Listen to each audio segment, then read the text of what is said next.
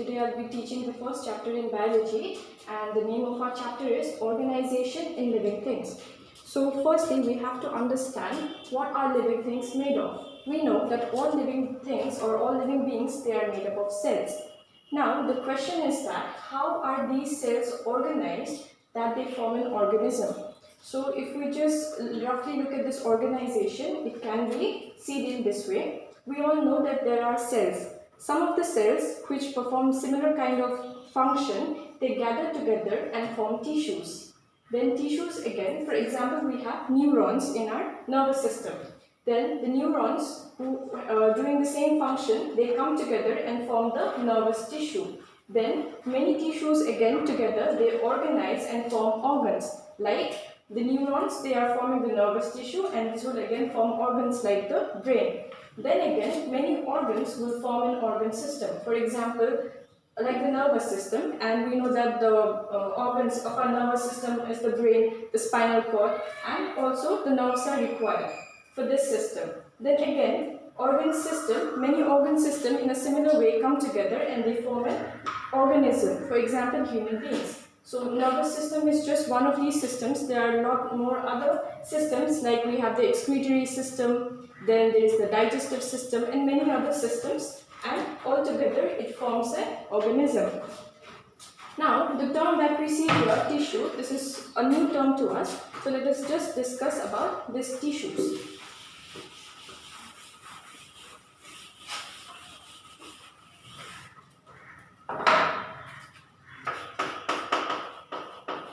Tissues.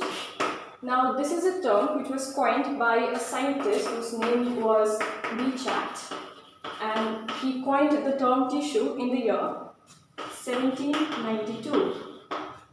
And when you study about tissues, the study of tissue is known as histology.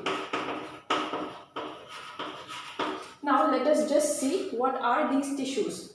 So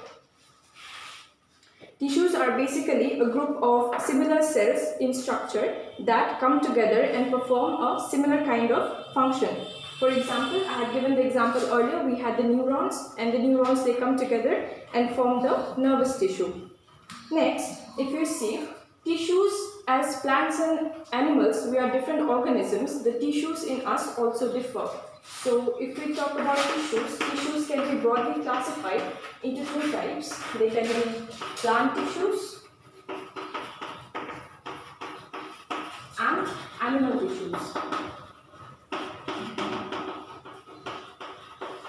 So today we are basically going to study about the types of plant tissues and the types of animal tissues. So let us start with plant tissues first.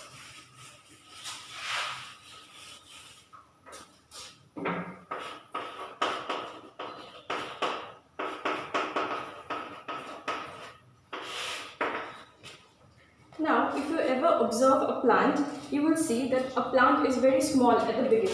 You see that there is a tiny plant, maybe with a few leaves, right, and a very small little kind of root. We call this small plant as a sapling.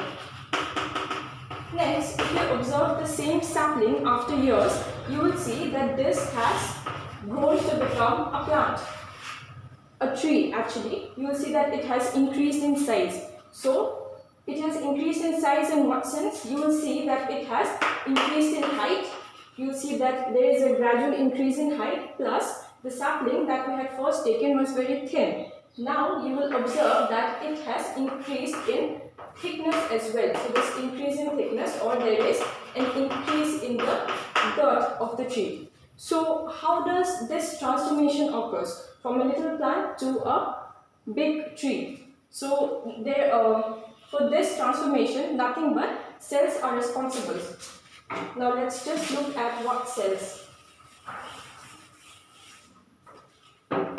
Now in the case of plants, you see that obviously there are some cells which keep on dividing and dividing. As a result, the small sapling, it turned into a big tree. But the question that comes in our mind is that, do all the plant cells, they keep on dividing throughout their life? The answer is no. And on this basis of division, the cells or plant cells can again be divided into two types. They are meristematic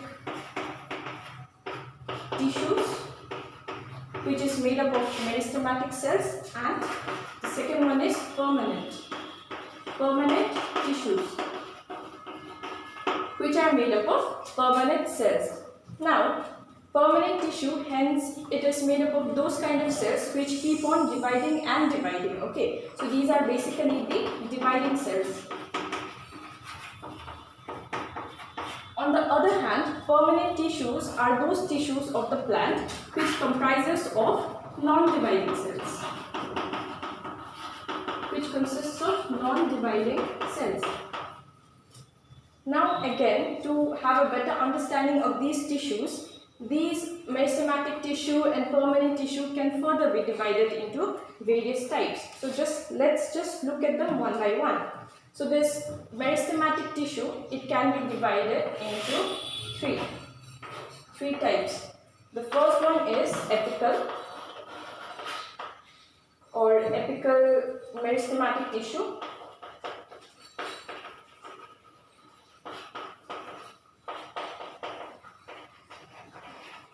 The second one is lateral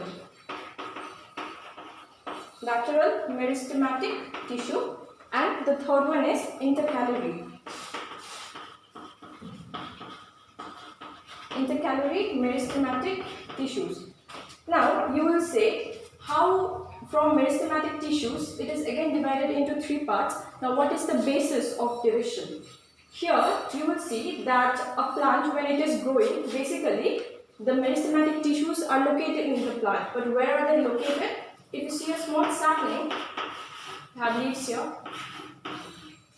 Below you have roots, and then here you have so there is a shoot, the shoot part. Okay. Now, meristems or these dividing tissues, they are basically present in the areas of the shoot apex. That means topmost portion of the shoot. Again, you will see that even the roots, with gradually as time moves on, even the roots, they continue to grow. So even at the root tip down here, you will see that there is at the root tip also there is meristematic tissues. Okay, so because it is located at the apex position, on that basis we call them the apical meristem. So these are present at the shoot apex, at the root, the tips of the roots, and also it can be present at the apex of the leaves. Second one is lateral meristem. From the word lateral, we understand that it is sidewise. So at the side of the stems here, you can see that there will be meristems, and what happens, these divide so as to increase the girth or the thickness of the plant. Again, in between here, because the leaves rise here, we know that this is the node position.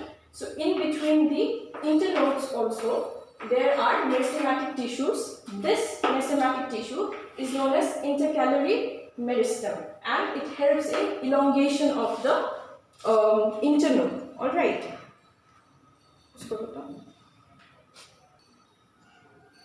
As you can see, we have the plant tissues here, and there is meristematic and permanent tissues. So meristematic tissues are the ones which keep on actively dividing, and here on the basis of the position, I said that they are apical, lateral or intercalary meristem. Next, we will be talking about the permanent tissues, and they are incapable of division. They will further be divided into simple and complex. The simple tissues are again divided into parenchyma, collenchyma, sclerenchyma, and the complex one is divided into xylem and phloem. So as I was talking about the meristematic tissue, now if you just see meristematic tissues under the microscope, how are you going to recognize what kind of tissue is this? If you see meristematic tissues, you will generally see that these meristematic tissues, because this is a plant cell, we know that they have a cell wall, right? So basically cell wall is present here. The cell wall, you will see that there is there is deposition of cellulose, or basically you can see that cellulose is present in the cell wall. Plus the other thing that you will see is that these meristematic tissue, they are all compactly arranged. That means in between the meristematic tissues, you will not find any intercellular space. So these are the characteristics of the meristematic tissue. And also, if we talk about its function is obviously that it helps in the growth of the plant. Now the next topic was permanent tissue. So we have finished this meristematic tissue part. The next part was the permanent tissue.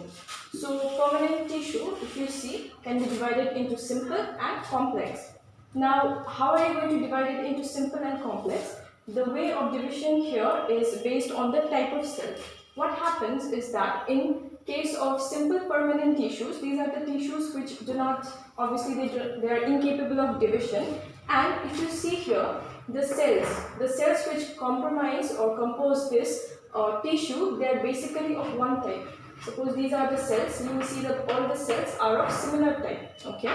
But in case of complex tissues, you will see that the cells are not same. Suppose this is one cell. Suppose this is another cell. Basically, it means this is one repeating unit, you see another repeating unit. Similarly, there will be a repeating unit like this. It goes on. But then you can see that in each unit, you see that there are two different structures.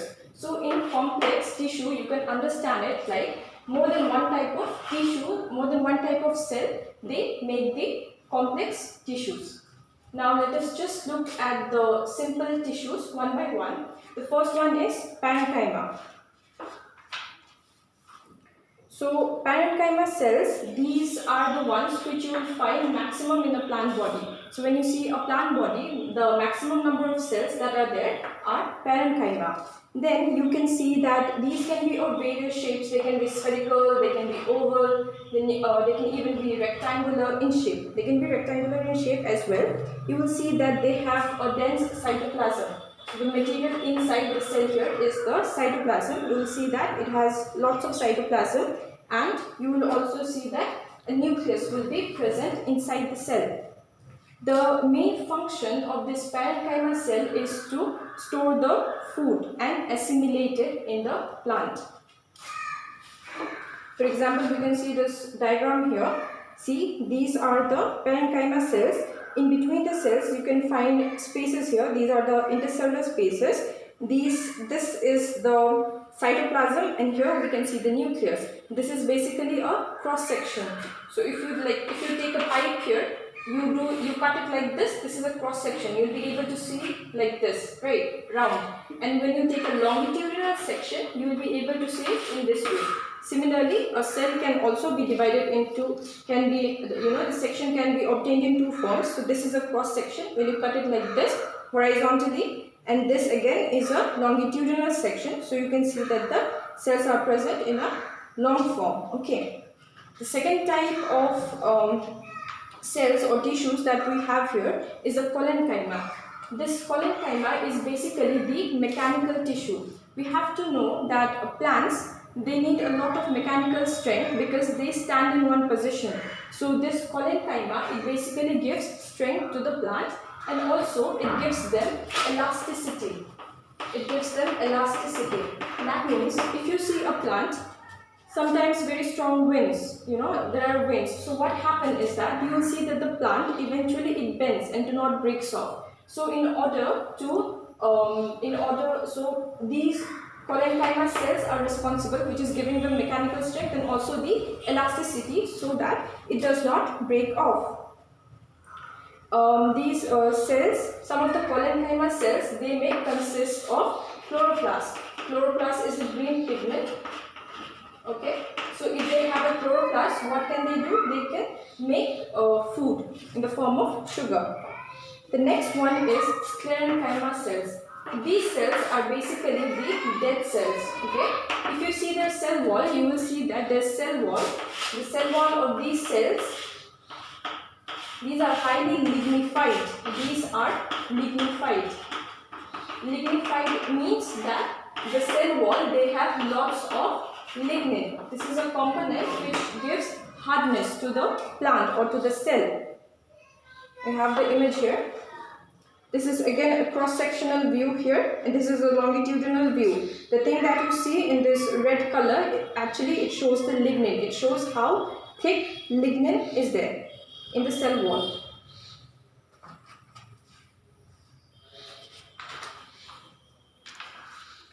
Okay, so we are done with the simple type of tissues here. Our next topic is the complex one, the complex type of tissues. So we already know now that why is it known as complex, because it is composed of more than one type of cells. That is why we call them complex tissues.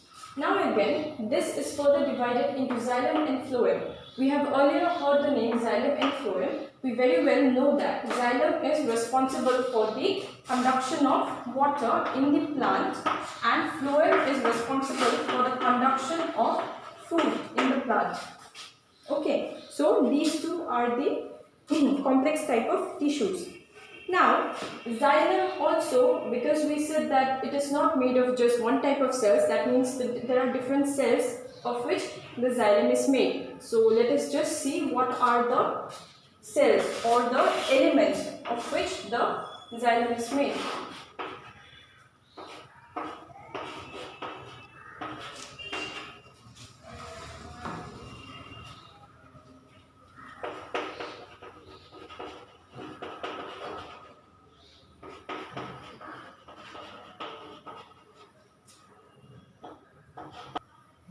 So the xylem here is divided into four elements or four type of cells. The first one is tracheids, the second one is trachea, or this is also known as vessels. The third one is xylem parenchyma, and the fourth one is xylem fiber. So as you can see in this figure, basically the tracheids, they are tapering towards the end. That means they have pointed ends. Then you will see, because they have tapering ends, from where is the water conduction going to take place. So because of this, you will see that they have pits here. Okay, they have pits and it helps in the lateral conduction of water. Next, you will see the trachea. In case of trachea, these are more or less like the pipes that we use. If you see here, the wall here is dissolved, so there are small spaces here through which the conduction can take place. These are actually two trachea, they have been joined here. So this thing is similar. If you cut it here, you will find it like this. Okay. The third one is xylem parenchyma. Now, xylem parenchyma, their main function is that they store food and they help in the lateral conduction of water. The fourth one is xylem sclerenchyma or xylem fiber. So you can see even they have tapering ends, and what they do is that they have very thick lignified cell walls. Okay, and all of them, they help in the conduction of water. Out of these four, all of them are dead except the xylem parenchyma. That means the cells which compose the xylem are all dead except the xylem parenchyma. So this was all about the xylem. Next we have to see the phloem.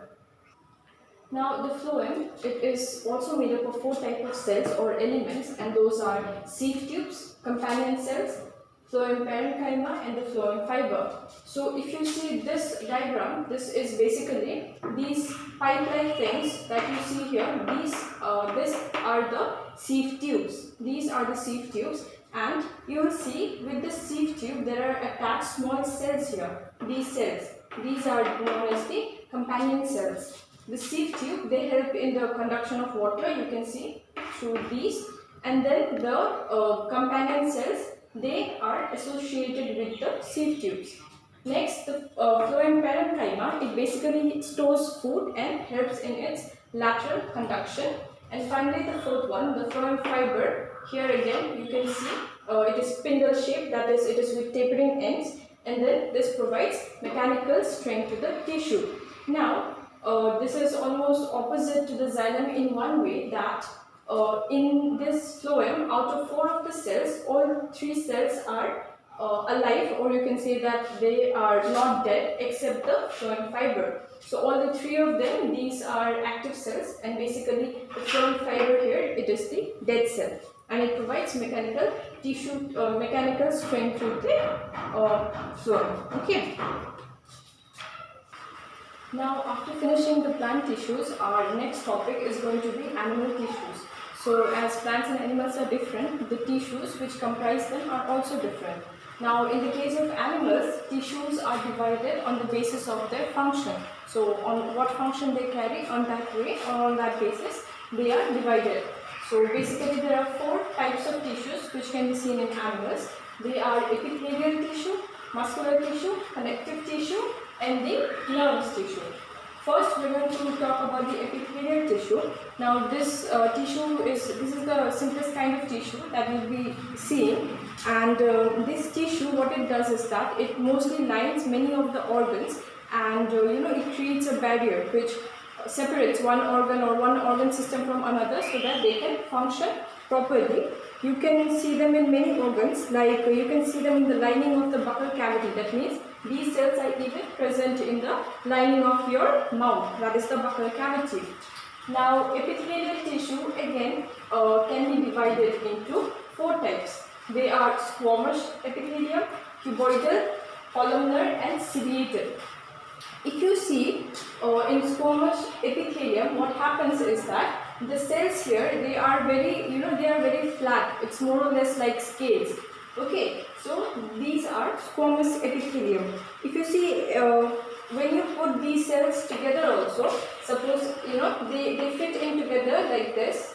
They will fit in together like tiles, like you place tiles on a floor. Alright. And if you see their presence, they are generally present at the esophagus, then at the cavities or linings of the nose. Alright.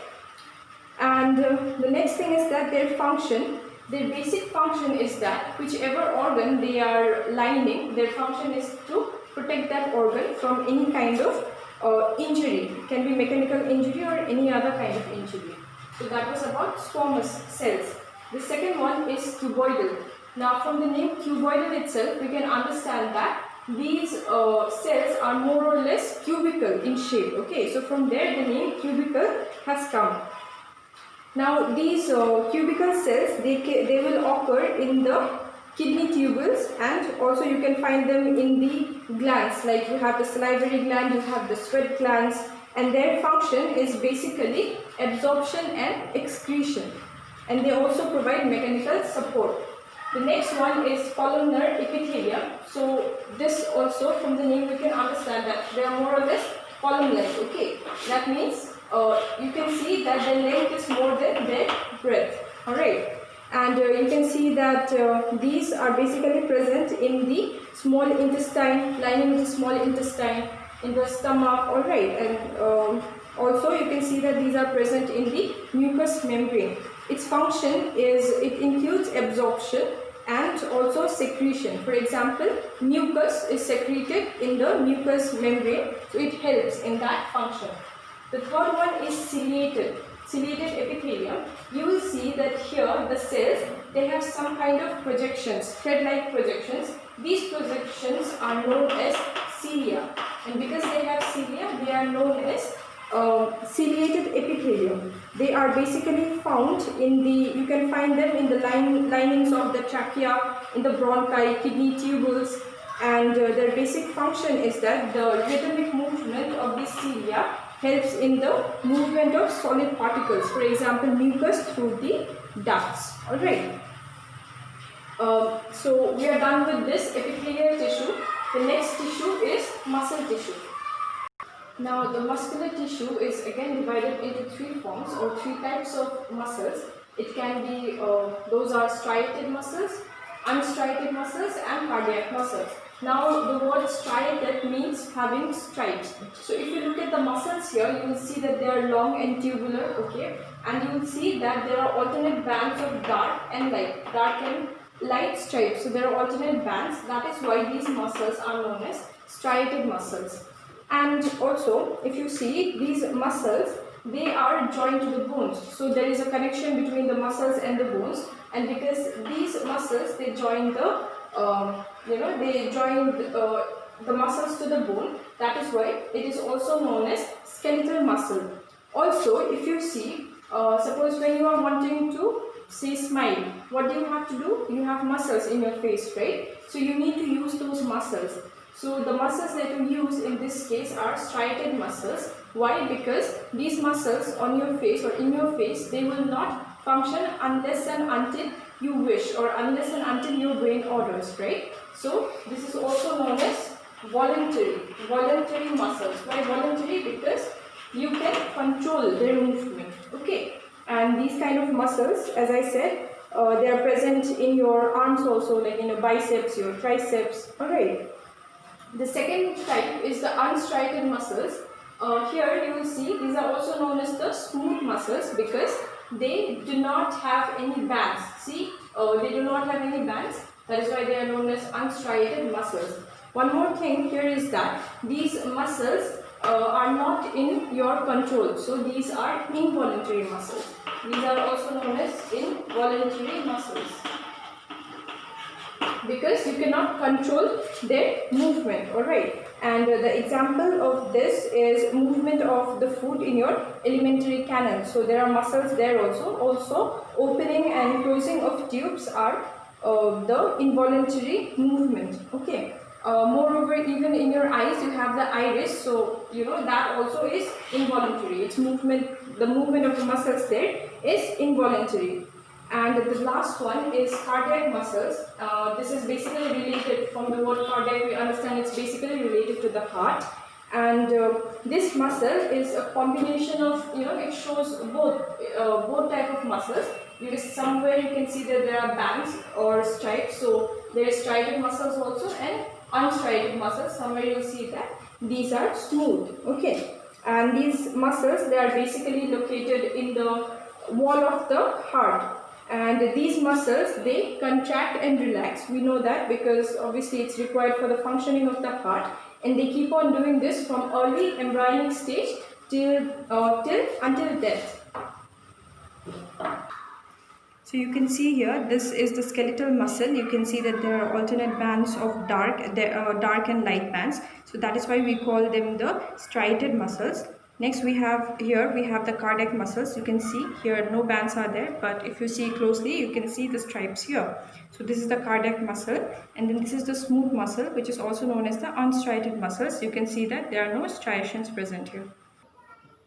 Then we have the connective tissue. The connective tissue can be divided into 5 types. We have the areolar connective tissue, dense regular connective tissue, adipose tissue, skeletal tissue, and fluid connective tissue.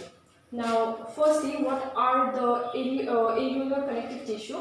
You will see that these are very loose. These are very loose kind of tissues, and they basically help in cellular connections. For example, they join the skin to the muscle. They fill up the spaces inside the organs and are found around the muscles, the blood vessels, and the nerves. Next is a dense regular connective tissue. This is a fibrous kind of tissue, and it is the main component of tendons and ligaments. Now, what are tendons and ligaments? Tendons are basically the structure which join the skeletal muscle to the bones, and ligaments are the structures which help in connection of a bone to another bone. Then next we have adipose tissue. These are basically the tissues which compose of cells that are fat cells. Alright, so the cells, so these fat cells, they are actually known as adipocytes, and the function of this tissue is that it is there for absorbing shock, and it forms a cushion around the kidneys and also the eyeballs, so that it can protect these organs from any kind of shocks. Also, these adipose tissue or fat cells, what they do is that they act as a regulator, and they help in regulating of our body temperature. The next one here is the skeletal tissue. We all know that we have this skeleton. We have a skeleton. So what happens is that they help in formation of the endoskeleton, and it comprises of 2 types of tissues here. They are cartilage and bones. Cartilage, we know that we often see this white kind of thing, right, which is not very hard and flexible, like the one you have in your ear here, the pinna here. You can see if you fold your ear, it will fold nicely. But on the other hand, if you take your hand and try to fold it here, it won't fold. Why is this? This is because here in the ear, in the pinna, you have the cartilage, whereas in your hands, you have the bones. Okay, so this is a basic difference between cartilage and bone. And one more thing is that we know that bone, it is very important for us. Why? Because it acts as a support. It supports our entire body. Also, what it does is that it protects our entire body and its organs, right? It helps to avoid any kind of injury to them. Also, it helps in the movement of the body. And bones, they also serve as a storage for minerals like phosphorus and calcium. We know that Calcium and phosphorus, they are abundantly available in the bone, and they also help in production of blood because there is the red bone marrow there, and it helps in blood production. And the next part here is the fluid connective tissue. So this is, from the name itself, you can know that it is fluid. Its nature is like liquid. Alright. So here we have the blood and the lymph. Blood, we know about the blood. It is that red thing which we generally see, which comes out of our hand if we get any kind of injury. So this blood, it is actually made up of four things. There is this blood plasma, and the RBCs, that is the red blood cells. We have the RBCs, we have the WBCs, white blood cells, and we also have the platelets. Alright. And also we have the blood plasma. And lymph, on the other hand, this is filtered out by the lymph. It is a colorless fluid which is filtered out from the blood capillaries. Its composition is more or less same to the blood, but it lacks the RBCs, hence it is not red in color. And in the lymph, you can find the WBC, that is the white blood cell, in a numerous number. Okay, so you can see plenty of white blood cells in the lymph. And our last tissue in this animal tissue is the nervous tissue. Now the nervous tissue is comprised of really very specialized kind of cells, and these cells are known as neurons. Their basic function is that they collect signals or stimuli from outside the body, within the body, and they send it to the brain. Now if we see a neuron, this is a nerve cell, and this is the kind of structure it has. Basically, you will see this here. There is a cell body out here. This is known as the cyton. Then you can see a branch-like elongation here. This part is known as the axon, and the axon finally, it again keeps on dividing here. See, you can see another small branches. These are known as the dendrites. So all these structures, they come together and they form one neuron, and similarly many neurons, they collect together and they form this nervous tissue, and the nervous tissue finally forms different organs like the brain, the spinal cord, and it also has the nerves. Okay, so all these three things together, they compose the nervous system.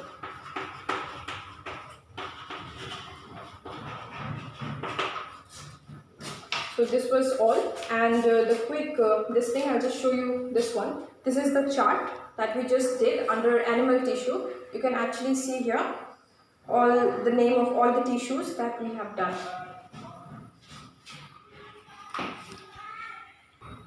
So you can see this is the structure of the neuron. This is the central cell body. We have the dendrite here. This is the dendron. This long elongation is there. This is the axon. So many neurons, they come together and they form the nervous tissue. And this is a quick recap of the different kinds of tissues that we had studied in the animal tissue. And that's it for this chapter. Now let us just move to the objective type questions. So the first answer here of the objective one is C, B chat. The second one is B. Third one is C. Fourth one A. Fifth one is D. Sixth one is D. Seventh is C. Eighth is B. 9 is A. 10 is A. Next we have fill in the blanks. The first one is xylem. Second one phloem. Third is xylem. Fourth is fluid connective. The fifth one is osteocyte. Sixth one is chondrocyte. Seventh is blood. 8 is synapse. 9 is cuboidal. 10 is bone, and 11 is adipose. Next, moving to the true and false. The first one is true. Second, false. True, true, true, false, false, true. So you can see here D, question number 1 to 10. I have given the answers here. And here there is just a mistake. First I have given the answer number 6 followed by answer number 5. First there is answer number 6 followed by answer number 5. So we have here up to number 10, and that's all for this chapter.